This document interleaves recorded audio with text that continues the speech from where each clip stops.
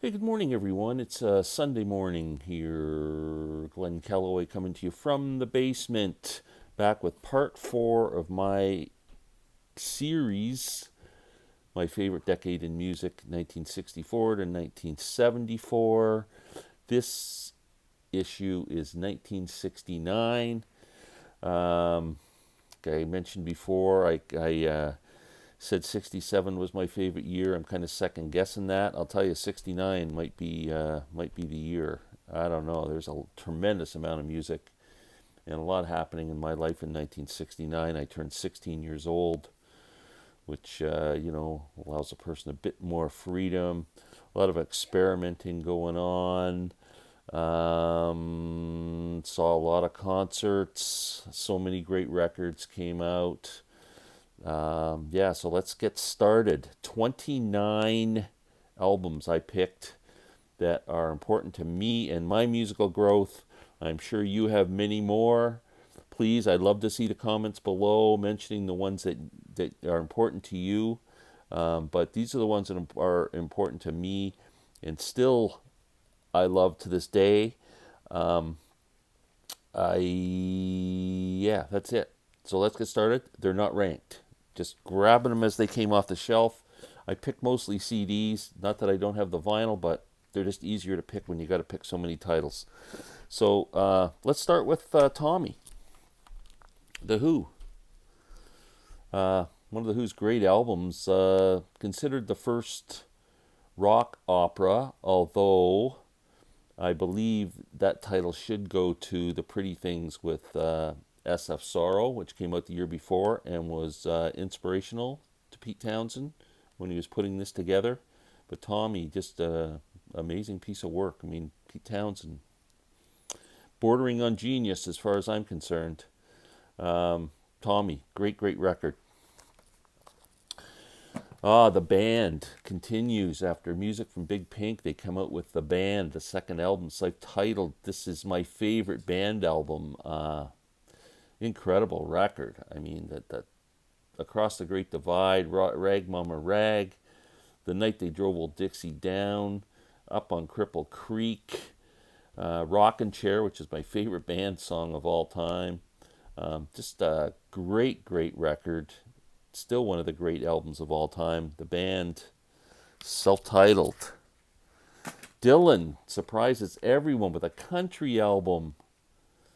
Nashville Skyline. He's got the lay lady lay. He's got the kind of country crooner voice going. He's blamed that on quitting smoking, and that's why his voice changed. Uh, Hanging out with Johnny Cash. There's the opening track, "Girl from the North Country," with Johnny. It's fantastic. He appeared on Johnny's TV show, and yeah, Bob surprised everybody with this. This is a really good album. Nashville Skyline Rag and Instrumental, which kind of became a bluegrass favorite. There's a lot of being a banjo player. A lot of us learned how to play that song and had a lot of fun with it. Nashville Skyline Rag, Bob, can't go wrong.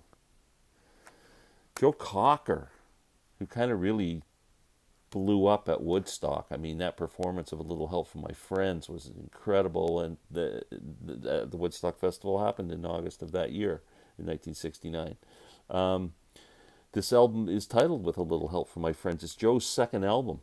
And what friends Joe had on this album: Jimmy Page, Steve Winwood, B.J. Wilson, Chris Stainton, Henry McCullough. I mean, unbelievable. He does a great cover, the best version of "Feeling All Right," the Dave Mason song from Traffic. Love it.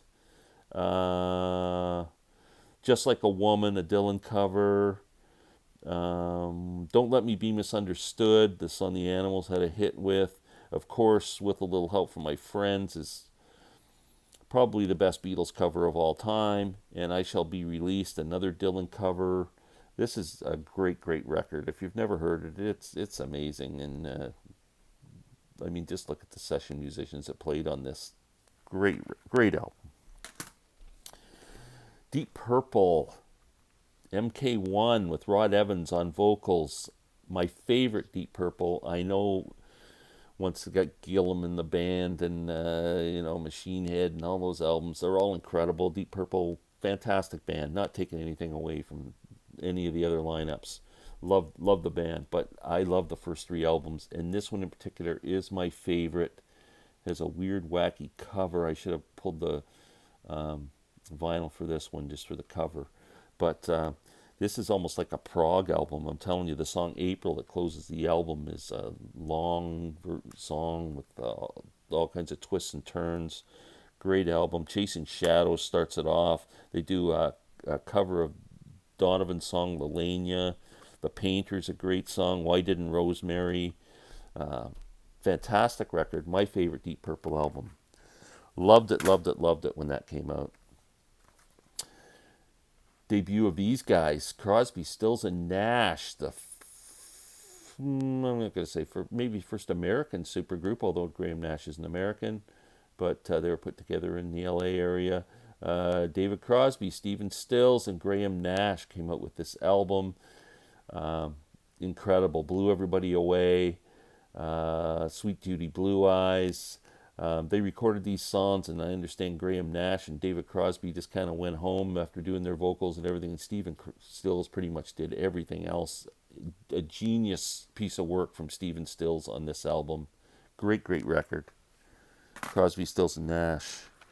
Was there anybody bigger in 1969 than Creedence Clearwater Revival? John Fogerty was a hits machine, writing all these great songs. They put out so many records. Willie and the Poor Boys and Green River both came out in 1969. I mean, very prolific. I mean, they just kept pounding them out, and they were all over the radio. Great, great band. These albums stand up so well today. Just love that stuff. The Beatles. Abbey Road comes out. You know, it's funny, Abbey Road, I always remember there was no, I don't recall there being any press that this album was coming out. And I just casually walked over to my neighborhood department store one night, 1969, and walk into the record department, and there's a new Beatles album sitting on the shelf. I think I crapped my pants.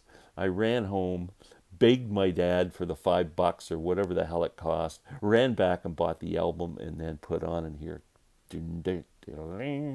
Oh man, what a great record. Abbey Road. Fantastic. Also, Yellow Submarine comes out. Went to the show to see the movie. It's a cartoon, and what can you say? But the songs are great. Hey Bulldog, Only a Northern Song. I mean, very cool. It was cool. So that has to go in there too. Anything the Beatles did is gonna make any list I do. Blind Faith. Man, talk about a super group. Ginger Baker, Steve Winwood, Eric Clapton, Rick Gretsch from Family. I was lucky enough to see this tour in Toronto at Varsity Stadium. Blind Faith on a July evening, warm evening. Taste with Rory Gallagher and Delaney and Bonnie and Friends were the opening acts. Both bands were amazing. Delaney and Bonnie and Friends stole the show that evening. Not that Blind Faith wasn't great, but Delaney and Bonnie just had everybody rocking. They were amazing. Came out of nowhere. Became one of my favorite bands, and were so influential to Eric Clapton and George Harrison, and really was the start of the Derek and the Dominoes, that band getting put together. One thing I would love to know is who the friends were when I saw them live, because there was so many people hanging out with them then, and I have no way of knowing who was on that tour with them, whether it was Leon Russell and Dave Mason, and I don't know, Bobby Whitlock. I would love to know who I saw with Delaney and Bonnie. But Blind Faith album, just one of the great albums of all time. Too bad they self-destructed so quickly. But yeah, amazing, and I'm so happy I got to see that show. One thing I want to mention, on the way out of the show, it was late July, and they were handing out flyers for a festival, and looking at the lineup, and it's like Hendrix and The Who and Janice Joplin and every heavyweight act, and you're just going, wow. You know what the flyer was for? Woodstock. Wow, incredible. I forgot another CCR album that came out that year, and my favorite CCR album, Bayou Country. Three great albums these guys put out in a year. Incredible, incredible. This is my favorite. Larry Graves and I just recently did a video where we kind of compared Cosmos Factory and Bayou Country and ranked all the songs in order, combining the two albums. It was pretty interesting. Check it out. But this is my favorite Creedence album. Grateful Dead. Live Dead comes out in 1969. I'm going to admit I am a huge Grateful Dead fan now. I never refer to myself as a Deadhead because I didn't follow them around and hitchhike all over North America to go see their shows and stuff. So I'll leave that title to people who did that. They deserve it. But I am a huge, huge fan. And Live Dead came out in 1969. I still hadn't got on the bus yet. But I want to mention this album anyway because it's an incredible album and really kind of put them on the map after two or three so-so studio albums. So, Live Dead. Oh, this album came out and blew everybody away like crazy. Chicago Transit Authority. Man, what an album. Had to change their name to Chicago after that because the Transit Authority in Chicago didn't quite like that they used their handle. So, but great album. Terry Kath. I mean, this is an essential album for everyone's collection. Chicago Transit Authority, double album, blew everybody's minds. Man, the introduction is incredible. And does anybody know what time it is? And South California Purples and their great cover of I'm a Man. I mean, just wow. Moody Blues continue to be a favorite band. On the Threshold of a Dream. This is a great, great record. In the Beginning is on here. Dear Diary, Lazy Day, Never Comes the Day was probably the biggest hit on here. Yeah, Moody Blues, great, and great album covers. Great album covers. Love the San Francisco scene.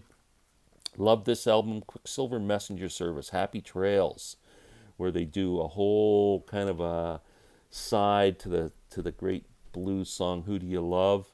And they do Who Do You Love and Why Do You Love and When Do You Love and Where Do You Love? It's kind of like a whole side one of different versions of Who Do You Love, and killer guitar on this album. Quicksilver Messenger Service, one of my favorite bands from the San Francisco era. Love that album.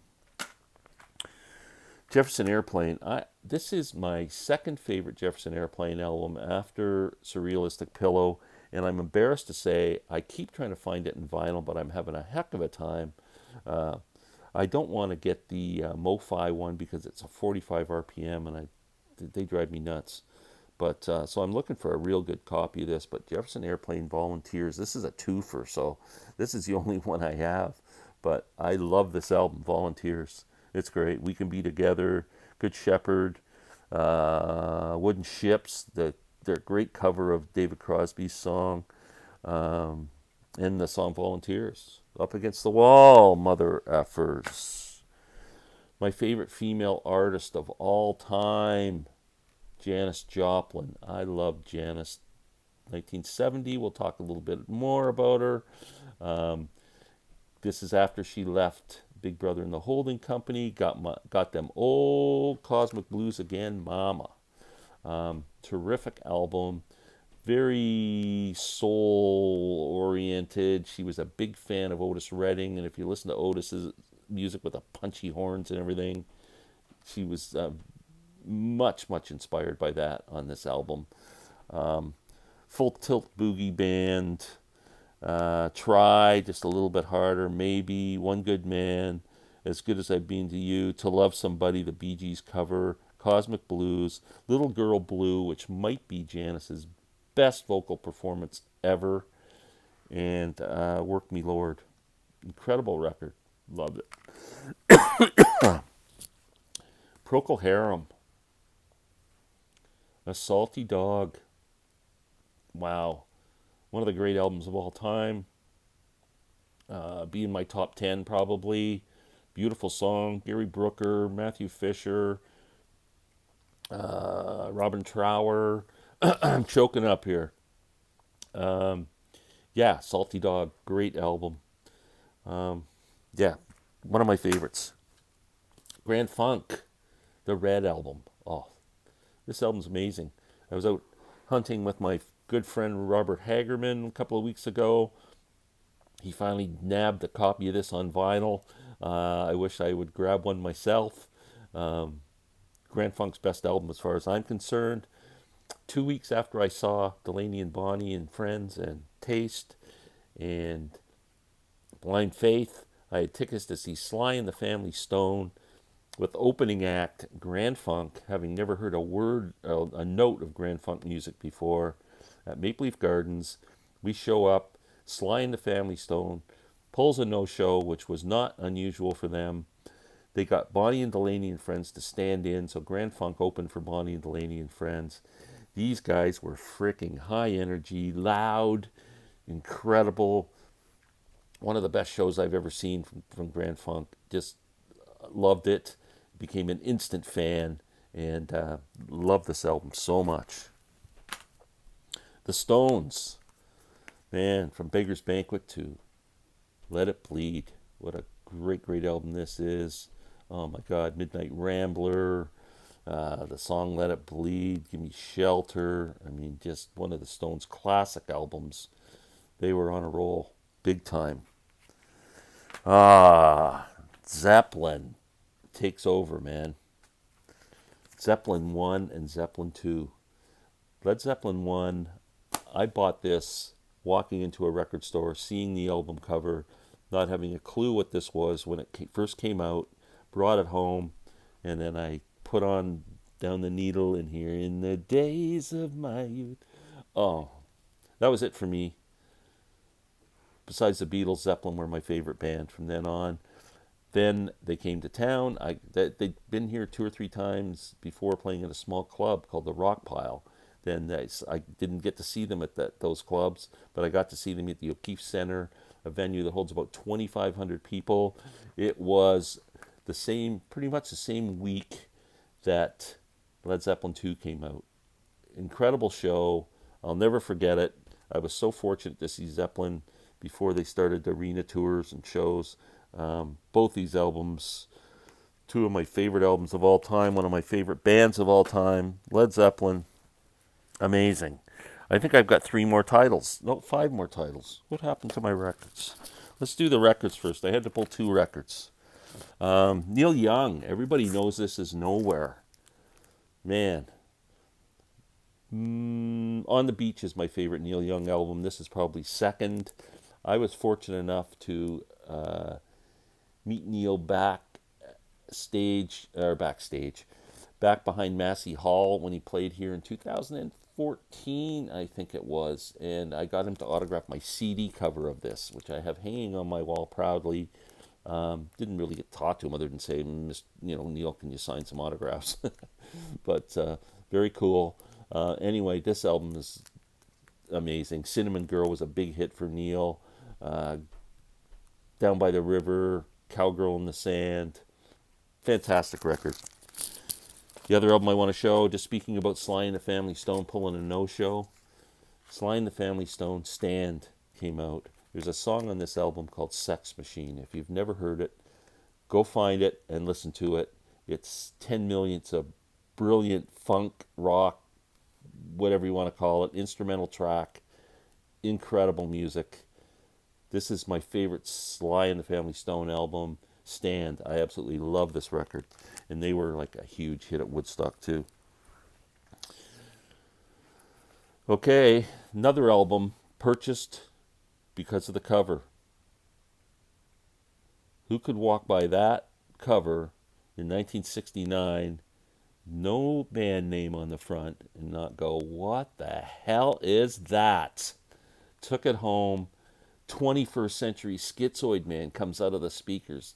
Come on, that's it. It's over. Arguably the first prog rock album of all of the era.